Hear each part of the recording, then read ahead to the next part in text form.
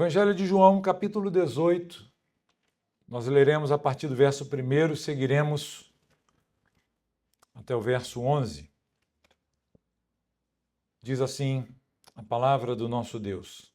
Depois de dizer isso, Jesus saiu juntamente com os seus discípulos para o outro lado do ribeiro de Cedron, onde havia um jardim. E aí entrou com eles.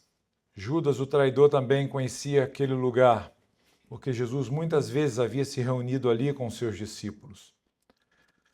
Tendo, pois, Judas recebido a escolta e alguns guardas da parte dos principais sacerdotes e fariseus, chegou a esse lugar com lanternas, tochas e armas. Então Jesus, sabendo de tudo o que ia acontecer com ele, adiantou-se e perguntou-lhes: a quem vocês estão procurando? Eles responderam: a Jesus, o Nazareno. Então Jesus lhes disse: sou eu. Ora, Judas, o traidor, também estava com eles. Quando Jesus lhes disse: sou eu, recuaram e caíram por terra. Jesus de novo lhes perguntou: a quem vocês estão procurando? Responderam: a Jesus, o Nazareno. Então Jesus disse: já lhes falei que sou eu. Se é a mim que vocês estão procurando, deixem que estes vão embora. Ele disse isso para se cumprir a palavra que tinha dito anteriormente: não perdi nenhum dos que me deste. Então Simão Pedro puxou da espada que trazia e feriu o servo do sumo sacerdote, cortando-lhe a orelha direita. E o nome do servo era Malco. Mas Jesus disse a Pedro: guarde a espada na bainha. Por acaso não beberei o cálice que o Pai me deu? Amém. Até aqui, irmãos, nosso texto de hoje. Nós estamos iniciando um novo capítulo no Evangelho de João. E nós estamos entrando agora, meus irmãos, diante de um novo cenário. João apresenta aqui um novo ambiente. É o cenário da prisão de Jesus.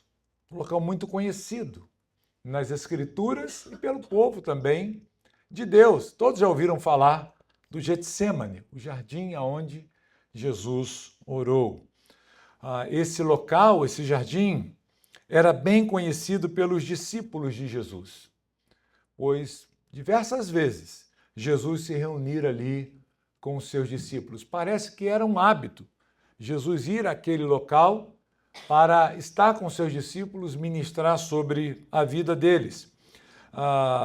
Os demais evangelistas, eles procuram apresentar alguns outros acontecimentos naquele jardim que João não traz aqui. Se os irmãos olharem e forem olhar rapidamente e observarem ambos evangelhos, colocá-los em paralelo, os irmãos irão perceber que há algumas diferenças nesses evangelhos.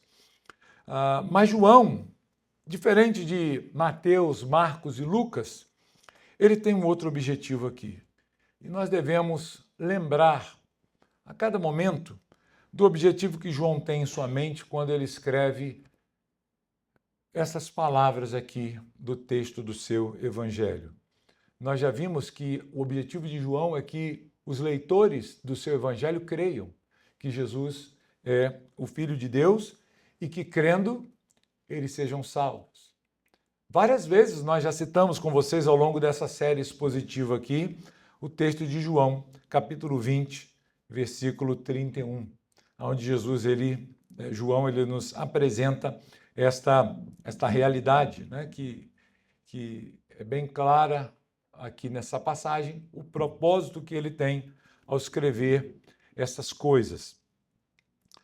O que João está fazendo aqui, meus irmãos, basicamente na narrativa, ou contando a história do sofrimento de Jesus, da entrega de Jesus, é realçar alguns aspectos da pessoa de Jesus. E basicamente o que ele quer fazer aqui é realçar a divindade de Jesus. O seu foco nessa passagem que narra a prisão de Jesus não é, por exemplo, a oração feita por Jesus ali no jardim. Se os irmãos perceberam aí na leitura, ou no próprio capítulo 18, os irmãos verão que João ele não foca nas palavras que Jesus orou durante aquele momento de agonia ali no jardim do Getsêmani. Ele não se preocupa em narrar os sofrimentos, as dores, a tensão que Jesus sofreu ali. Nós podemos, nos outros evangelhos, perceber Jesus sofrendo mesmo, agonizando por causa daquele momento de sofrimento que estava diante dele. E ele vai então com seus discípulos para um lugar um pouco mais retirado. Ele toma alguns dos seus discípulos e chama mais para perto. E ele diz, fiquem aqui e orem, porque eu vou ali orar também. Vigiem comigo. E Jesus ali, ele ora. E ele coloca diante do Pai toda essa sua aflição. Nos evangelhos nós encontramos, inclusive, a menção de Jesus suando sangue, gotas de sangue, intenso sofrimento que ele estava passando ali, um relato de um anjo que veio para consolar Jesus durante aquele momento de angústia no Getsêmani. Mas, curiosamente, João, ele não foca nessas coisas. Ele não narra aqui a oração que Jesus fez. Nós vamos olhar aqui para esta oração um pouco mais adiante. Mas ele não se preocupa com isso. Ele não se preocupa em apresentar as agonias que Cristo sofre. Ele nem menciona também aqui a sonolência dos discípulos. Eu não sei se os irmãos se lembram disso. Jesus está orando e volta até os discípulos e encontra os discípulos dormindo. Jesus dá uma repreensão a eles, né? Vocês estão dormindo. Vocês não conseguem vigiar comigo nem por 1 hora. E eles estavam com tanto sono que eles dormem, né? Acho que ninguém nunca dormiu orando aqui, né? Graças a Deus. Mas os discípulos, eles ficam com sono e eles oram, e eles dormem ali ao invés de orarem, né? Buscar o Senhor. Curiosamente, João aqui não relata também a atitude de Judas em beijar Jesus para entregá-lo. Vocês se lembram? Que o código que Judas usa para atrair Jesus é o quê? É dar um beijo, né? Aquele que eu beijar é esse, então prendam. E João não está preocupado, curiosamente, todo mundo narra, mas João ele não está preocupado com isso. João não está nem preocupado em contar aqui a fuga dos discípulos depois que Jesus é preso, sai todo mundo correndo, indo embora, né? Ele não está preocupado com essas coisas. Então fica para nós aqui uma pergunta. Por que João ele escolheu narrar a prisão de Jesus dessa maneira? Por que João ele segue por um caminho diferente dos demais evangelistas? O que ele quis mostrar aos seus leitores originais com essa história um pouco diferente, contada por uma perspectiva diferente? Ele deseja mostrar, meus irmãos, que a prisão de Jesus ela nos revela que a sua entrega à morte não foi resultado do poder dos seus inimigos, dos seus adversários, mas foi uma submissão voluntária à vontade do Pai. Esse é o objetivo de João. É por isso que ele narra a prisão de Jesus dessa forma. Ele quer passar uma mensagem. Ele é intencional, claro. Ele quer mostrar que essa entrega de Jesus à morte aconteceu não foi porque os seus inimigos, seus adversários eram fortes, sobrepujaram Jesus. Mas ele quer nos mostrar que essa atitude foi uma atitude de submissão. Submissão a quê? À vontade do próprio Pai. De maneira que a prisão de Jesus aqui, queridos, ela não contradiz a sua autoridade. Pelo contrário, ela manifesta a sua autoridade. Nós poderíamos pensar, se Jesus tem uma autoridade tão grande, ou possuía uma autoridade tão grande, por que então ele não impediu que os seus inimigos o prendessem? Talvez essa seria a pergunta mais lógica a se fazer. Se ele é o Filho de Deus, se ele é o Todo-Poderoso, por que então aqui ele está sendo levado preso? Ele está sendo levado para a morte. O objetivo de João é exatamente esse. Ele conta a história sobre esse aspecto para nos mostrar essa realidade, que os seus inimigos não são superiores, não são maiores e mais poderosos do que ele, mas o que Jesus está fazendo ali é se submeter voluntariamente à vontade do Pai. E nisso ele mostra a sua autoridade. O texto que nós lemos está carregado desses sinais da autoridade de Jesus. Eu gostaria de mostrar isso para os irmãos nessa noite. De que forma Jesus demonstrou sua autoridade no momento da sua prisão? Então eu vou pedir que eu vou convidá-los a olhar para o texto bíblico. Então pega aí a sua Bíblia novamente, para que nele nós possamos encontrar a resposta a essa pergunta.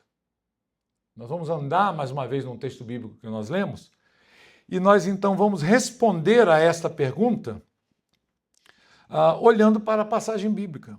Como que Jesus demonstrou a sua autoridade no momento da sua prisão? Isso é claramente visto em alguns aspectos aqui, e eu quero enumerar para os irmãos. Primeiro, Jesus ele demonstra a autoridade dele porque ele enfrenta os seus inimigos deliberadamente. Percebem isso no texto, queridos?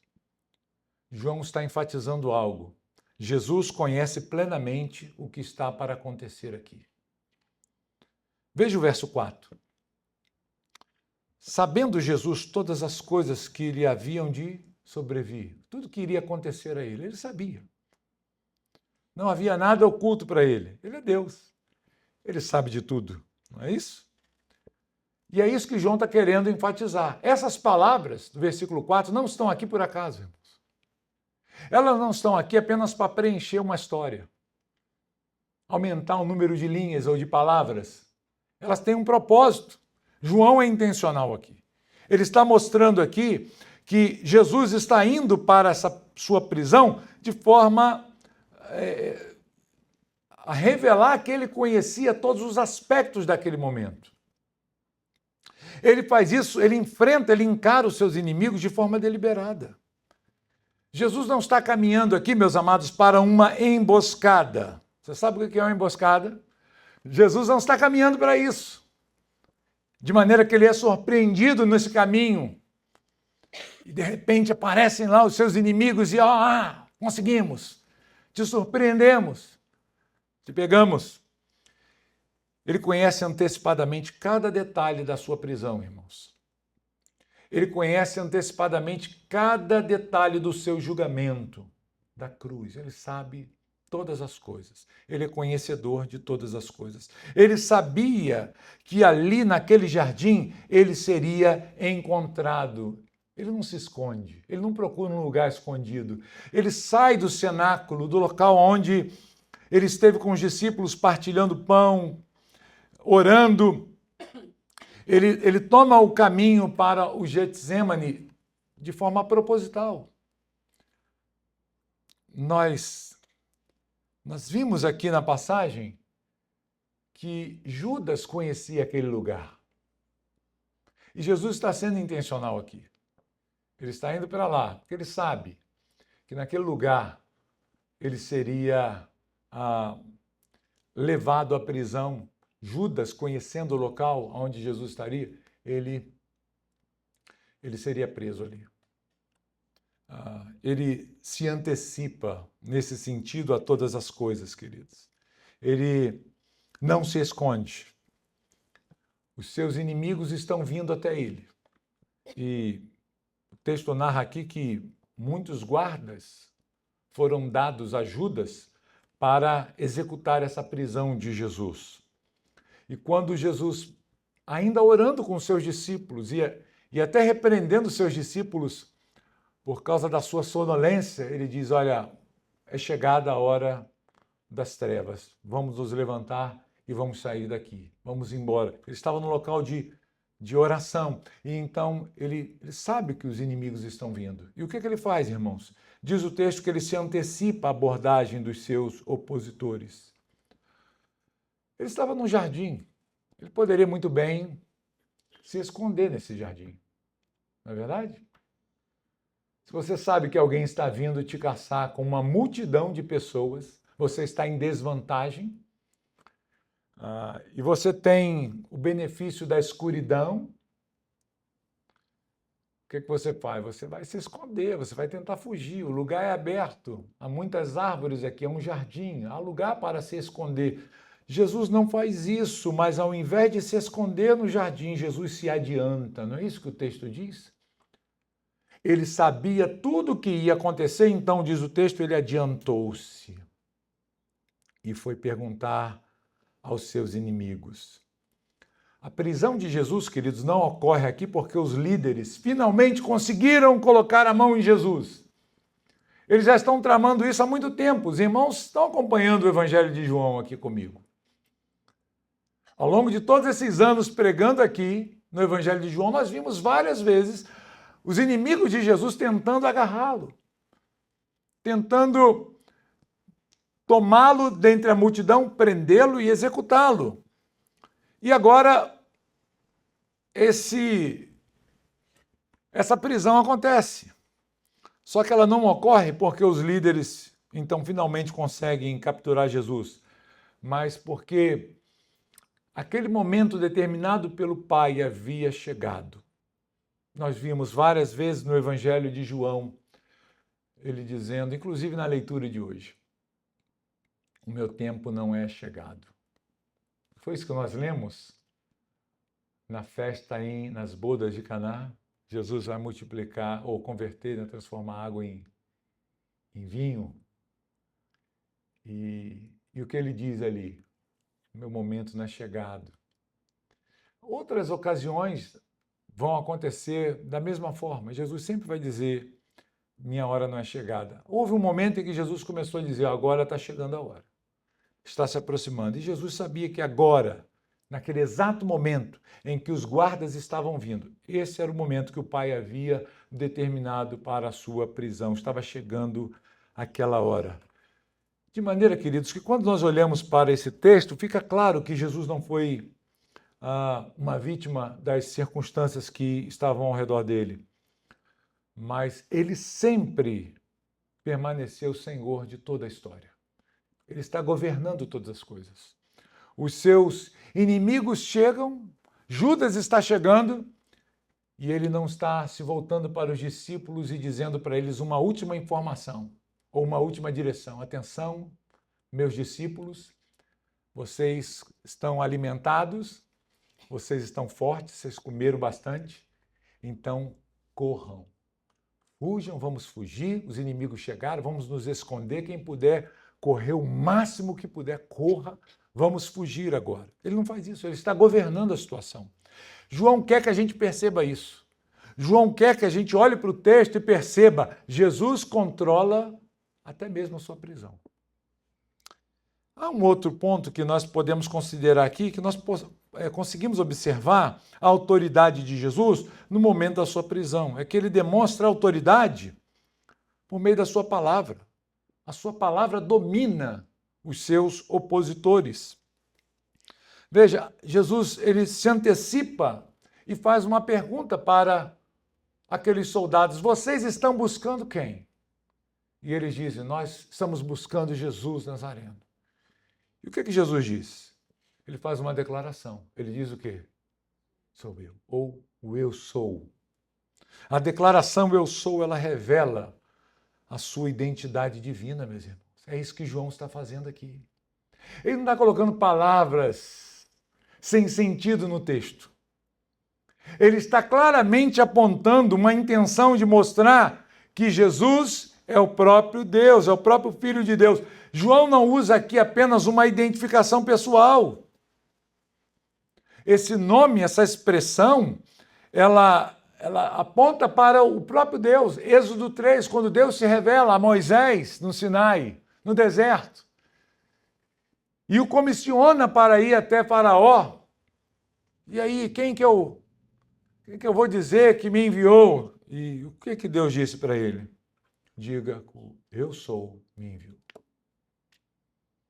Esse é a identificação do próprio Deus. E Jesus, em vários momentos, meus irmãos, no seu ministério, ele procurou identificar-se dessa maneira. João revela isso. Se os irmãos voltarem um pouquinho no Evangelho, no capítulo 8, vejam aí, João 8, no verso de número 58, perdão. Olha aí o que diz. Jesus respondeu, em verdade lhes digo que antes que Abraão existisse, eu sou. Ele estava invocando para si, trazendo para si essa autoridade do nome do próprio Deus. E eles entenderam isso, verso 59 vai nos mostrar isso claramente, porque eles quiseram matar Jesus depois que ele falou isso. Então, essa expressão, eu sou, ela não está aqui à toa, queridos. Não é coincidência, não é apenas aqui uma identificação pessoal que João está fazendo de Jesus, mas ela ecoa o nome revelado por Deus na sua própria palavra. E por diversas vezes Jesus faz isso ao longo do Evangelho. E a palavra de Jesus, então, essa declaração de Jesus manifesta o seu poder irresistível, queridos. Porque a sua palavra destrói aqui toda ameaça que vinha contra ele. O que acontece com os soldados? Voltemos ao texto. Diz a palavra que quando Jesus diz, eu sou, eles o quê? Recuaram e caíram por terra. É interessante porque João tem a intenção aqui clara de mostrar na passagem um outro personagem também, dentre aqueles que retrocedem e caem. Olha o que diz o texto no versículo 5. Meus irmãos, podem ver aí. E eles responderam a Jesus, o Nazareno. Então Jesus lhes disse, sou eu. E aqui vem a notinha. Olha o que João escreve. Ele faz questão, né, de apontar aí. Ora, Judas, o traidor, também estava com eles. E aí o verso seguinte vai nos dizer o quê? Pode adiantar o verso 6. Quando Jesus lhes disse, sou eu, recuaram e caíram por terra. Eles caem, inclusive o traidor. Inclusive Judas, que estava tomado por Satanás. Porque naquele momento da ceia, Jesus deu o pão para ele molhado, e naquele momento Satanás entrou nele, o diabo entrou em Judas, e Jesus disse, olha, o que você tem que fazer, faz depressa. E ele sai para entregar Jesus. E agora os inimigos estão vindo. Judas está liderando esses homens. E João faz questão de mencionar, Judas estava com eles. E em seguida ele diz, o que aconteceu quando Jesus disse isso? Recuaram e caíram por terra. Irmão, João não explica aqui o fenômeno, né? O que aconteceu ali? Ele apenas está registrando o episódio. O que ele quer mostrar é que a simples palavra de Jesus interrompe todo o avanço de uma corte de soldados. Homens armados, capacitados, treinados para isso, para lidar com esses problemas. Esses homens, inexplicavelmente, eles retrocedem e caem. Porque Jesus dá apenas uma palavra. Isso nos mostra que ele está onde? No controle. Não como vítima. Não como um indefeso, uma pessoa indefesa. Ele está controlando a história. Ele está controlando toda aquela noite, todos aqueles passos que estão sendo dados aí. Nisso nós podemos ver a autoridade de Jesus. João quer nos mostrar isso, irmãos. João quer mostrar a sua autoridade, ou a autoridade de Jesus, por meio da palavra que domina os seus opositores. Eles recuaram e caíram por terra. Sua palavra manifesta um poder irresistível. Mas há mais. O texto prossegue, o texto está recheado dessas realidades aqui mencionadas a respeito da autoridade de Jesus. Jesus ele demonstra autoridade também nesse momento, porque ele protege. Jesus protege aqueles que o Pai lhe confiou. Isso é bacana de se ver. Jesus ele assume sozinho o lugar dos seus discípulos. Ele separa de forma bem clara a sua própria prisão da segurança dos seus discípulos. E aqui, meus irmãos, há um belo prenúncio da substituição, da própria obra que Cristo faz. O pastor permanece enquanto as ovelhas são preservadas. Os discípulos são guardados, mas o pastor ele vai para enfrentar aquele momento. E aqui nós encontramos a fidelidade de Jesus nas palavras ditas anteriormente. Os irmãos devem se lembrar. Jesus havia pedido para o Pai, para que o Pai guardasse os seus discípulos. Ele disse, olha, enquanto eu estive com eles, sempre os protegi. Jesus sempre os guardou. Em nenhuma situação, queridos, ele permitiu que nada fora da sua vontade acontecesse aos seus discípulos, estavam muito bem guardados. Em diversas situações, parece que os discípulos se encontravam em apuros, mas Jesus estava sempre no controle da situação. Vamos lembrar João? Nós vimos 7 milagres de Jesus em João. Você pode se lembrar quando Jesus multiplica pães e manda os discípulos entrarem num barco e atravessarem? E o que acontece enquanto Jesus estava no monte orando? Vem o quê? Uma tempestade. Os discípulos ficam apavorados, vamos morrer. E Jesus, então, já na madrugada, vem andando sobre as águas, passando à frente deles, eles ficam assustados. É um fantasma. E Jesus disse mais uma vez, não temas, sou eu. Mais uma vez. Ele está mostrando a sua autoridade. O próprio Deus está com vocês. Então, naquele momento em que os discípulos pensavam, estamos perdidos. Ou no mar, mestre, não te importa que pereçamos. Jesus estava dormindo lá na popa do barco, no seu travesseirinho, descansando, e a tempestade movendo o barco de um lado para outro, quase afundando, e os discípulos, então, agoniados, vão até Jesus e acordam Jesus e falam, levanta, será que a nossa vida não é importante para ti? Você não está vendo que a gente está quase morrendo aqui? O senhor não está fazendo nada, o senhor está dormindo. O que Jesus faz, irmãos? Ele se levanta e repreende, né? Primeiro, antes de repreender o mar e o vento, ele repreende os discípulos, né? Vocês são tímidos. E depois ele dá ordem para o mar, para os ventos. Calma, a tempestade acaba. E na mesma hora, aquilo ali se acaba. Os discípulos ficam perguntando, quem é esse? Que até o vento e o mar obedecem. Ele fala e tudo se acalma. Então, em diversos momentos, queridos, os discípulos estiveram, ou melhor, em todos os momentos, estiveram sob a proteção de Jesus. Em alguns momentos que o perigo era mais presente, aparente, poderiam até pensar, Jesus não está conosco, nós vamos perecer. Mas ele estava sempre ali cuidando dos seus. Ele disse isso na sua oração no capítulo anterior que nós vimos. Pai, eu sempre os protegi. Guarde-os neste mundo. Guarde-os porque eles vão levar a tua palavra, eles serão odiados pelo mundo. Preserve-os. E, de fato, o mundo odiou os discípulos e os perseguiu fortemente até a morte.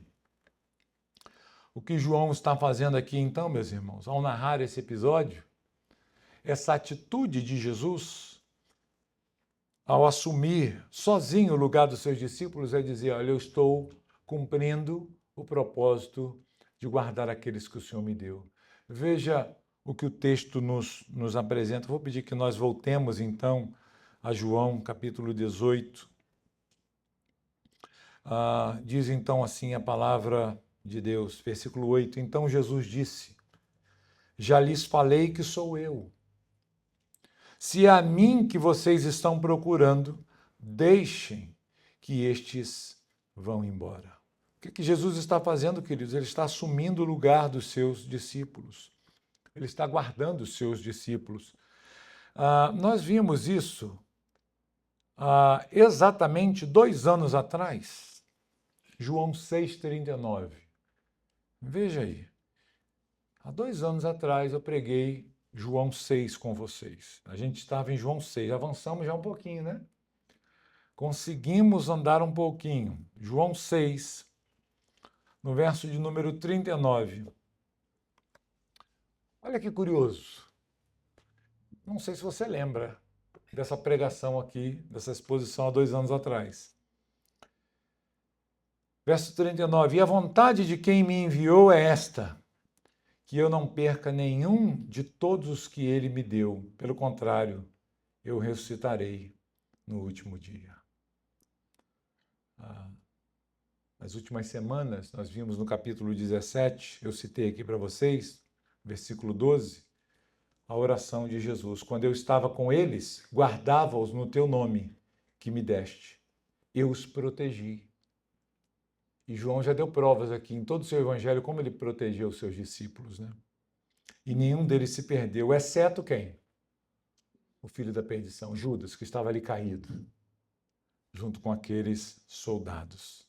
Jesus está guardando os seus discípulos. Essa é a autoridade de Jesus, queridos. Ele está preservando os seus. Uma escolta inteira vem para atacá-los. Jesus disse, vocês querem a mim, deixem eles ir embora. Em quarto lugar, o quarto ponto e último dessa mensagem, eu queria mostrar que a autoridade de Jesus, ela é demonstrada nesse texto aqui, porque ele aceita voluntariamente o cálice do Pai. Nisso nós encontramos a autoridade de Jesus. O que acontece aqui, meus irmãos, perdão, é que Jesus rejeita qualquer tentativa de impedir a cruz. Ele poderia fazer isso. Ele poderia impedir os inimigos prevalecerem contra ele, mas ele quer beber o cálice que o Pai deu. Pedro tenta defender Jesus. Está aí o verso 10. Então Simão Pedro puxou da espada que trazia e feriu o servo do sumo sacerdote, cortando-lhe a orelha direita. E o nome do servo era Malco. Por alguma razão que nós não sabemos, João tem a preocupação de até dar o nome desse servo. Pedro estava com uma espada na mão, os irmãos devem se lembrar, né? Jesus disse, olha, quem não tem espada, agora compre uma. E os discípulos falaram, tem duas aqui, ó. Jesus falou, chega. E quando Jesus se vê, Pedro vê, melhor dizendo, Jesus ameaçado por aqueles soldados, aquela gangue que estava vindo ali contra ele, o que Pedro faz, irmãos? Ele pega a espada e ele tenta cortar o pescoço, ele erra o pescoço, né? Ele só cortou a orelha porque ele errou o pescoço. Porque ele era um pescador, não era um espadachim, né? Não era um habilidoso mosqueteiro. Então, ele errou o pescoço, arrancou a orelha lá do Malco. E nós vimos... João, os irmãos percebem que nem isso João dá detalhe, porque quando nós olhamos, se não me engano é Lucas, fala que Jesus então vai lá e cura, né? Coloca a orelha no lugar de novo. Mas o que importa aqui, queridos, é que João está procurando mostrar Jesus voluntariamente aceitando beber esse cálice. O que ele quer mostrar aqui, e Jesus mostra isso no texto, com as suas palavras, na repreensão que ele faz a Pedro, que o reino dele não vai ser estabelecido pela força militar, não vai ser estabelecido pela guerra, pela violência. Ele diz, não é assim, Pedro. Jesus ele reconhece que sua morte faz parte do plano soberano da redenção, meus irmãos. Esse é o cálice que o Pai deu a ele para que ele bebesse. Eu disse para os irmãos que João ele não se ocupa com alguns detalhes que os demais evangelistas relatam. Nesse mesmo jardim, momentos antes, Jesus estava lá, eu citei aqui para os irmãos, orando de joelhos, pedindo e fazendo uma oração que nós conhecemos. E o que ele pediu? Pai, se possível, completa a oração aí. Afasta de mim ou passa de mim este cálice. Mas a oração para aí. Ele diz o quê? Contudo, seja feita, não a minha vontade, mas a tua vontade. Os outros evangelistas registram isso. E João tem um outro foco. O que ele usa aqui são as palavras de Jesus para Pedro dizendo, eu vou beber, Pedro, o cálice que o Pai me deu para beber. Jesus acabara de orar pedindo que, se possível, fosse não bebesse aquele cálice, mas ele se levanta daquela oração para bebê-lo completamente. Ele está determinado a fazer isso em obediência ao Pai. Nós vimos aqui no texto de João que ele desceu do céu para fazer a vontade do seu Pai. Não é isso? Eu vim, capítulo 6 de João, ele nos apresenta essa realidade aqui diante de nós. Ele diz, olha, eu vim a este mundo, nós lemos o 38, o 39, mas o verso 38 de João 6 mostra isso. Jesus, ele está expressando a sua vontade em obedecer a Deus. Olha aí, porque eu desci do céu não para fazer o quê? A minha vontade, mas a vontade de quem? Daquele que me enviou. E quem o enviou?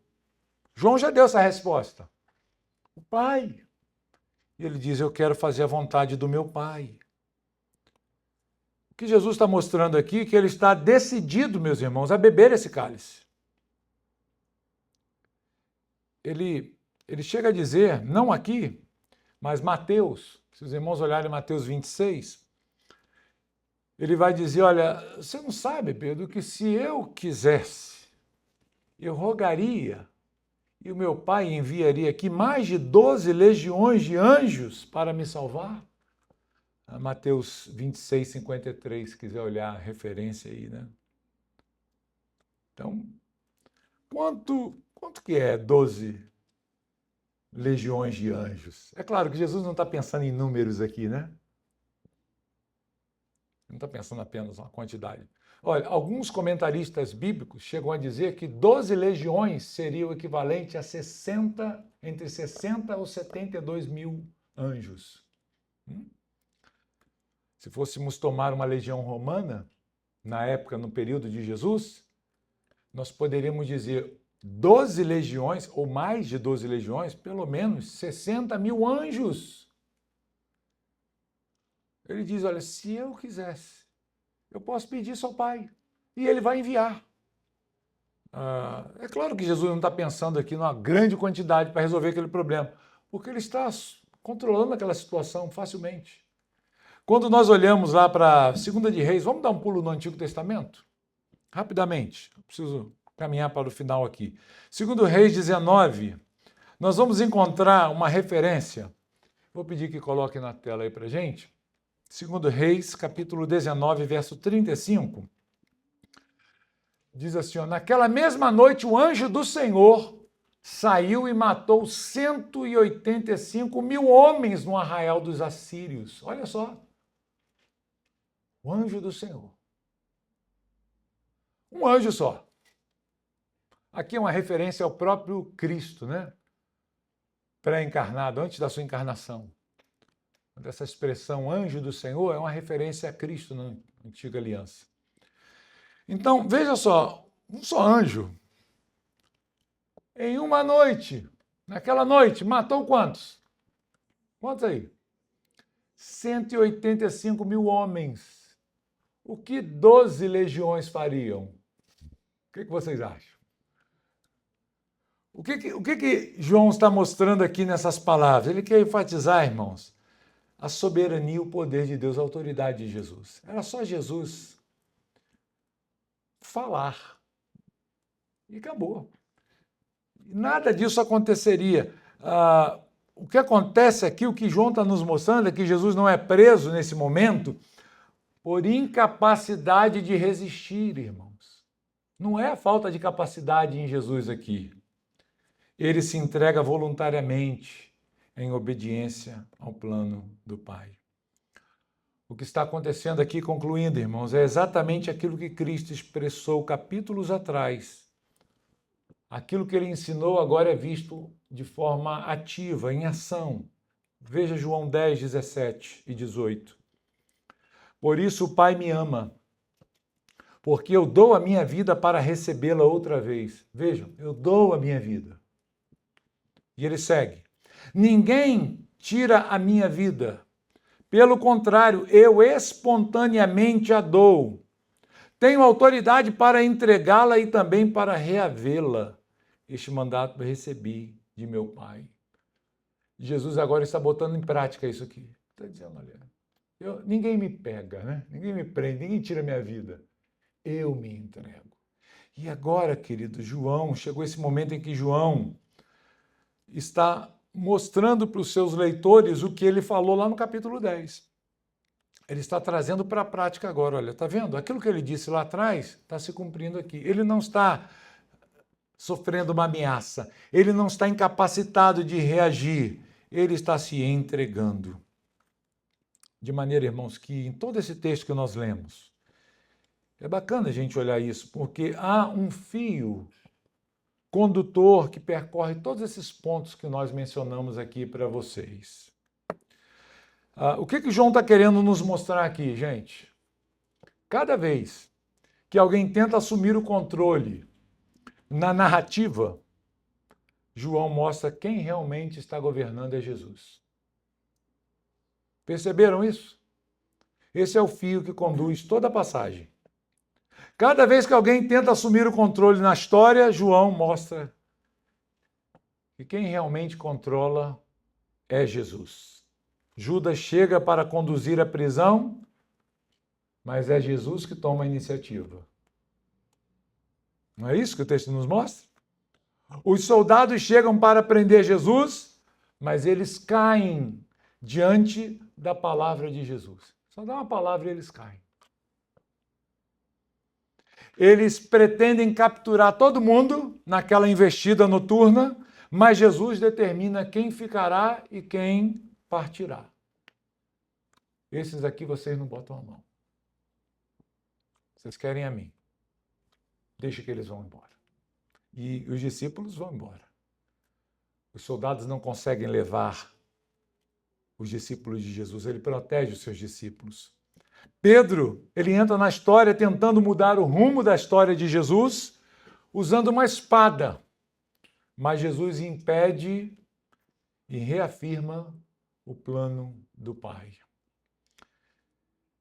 Com isso, queridos, nós aprendemos que Cristo não morreu porque ele perdeu o controle, mas porque ele exerceu a sua autoridade de forma perfeita. Essa autoridade suprema, obedecendo voluntariamente ao Pai. Quem está governando a situação é Jesus, irmãos. Todo mundo que aparece é colocado de lado. E esse é o aspecto bonito que João está mostrando aqui, quem Jesus é. Ele é o próprio Deus encarnado.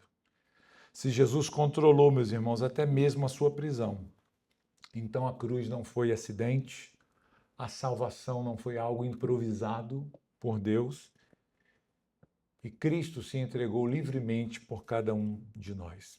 A pergunta que fica para a gente encerrar e aplicar esse sermão: que resposta nós devemos dar diante de todas essas coisas que nós vimos aqui, nesses 11 versículos que iniciam o capítulo 18 de João? Primeiro, nós devemos confiar plenamente no amor de Jesus por seus discípulos, pois é o mesmo amor que o Pai tem por nós, que está no Pai.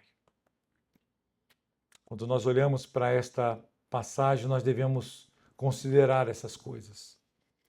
Jesus, ele foi até o fim, por amor ao seu povo, em obediência ao Pai. Tudo que Jesus fez, ele o fez por amor. Em obediência ao Pai, por amor ao seu povo. Então nós devemos confiar plenamente no amor de Jesus por nós. No amor que Jesus tem pelos seus discípulos. Nós não devemos nos esquecer disso. Segundo, diante de um texto como este, nós devemos descansar em meio aos momentos mais difíceis da nossa vida. Porque nada escapa do controle de Deus. Pode escapar do nosso controle, se é que a gente tem algum. Mas Deus, nada o pega de surpresa.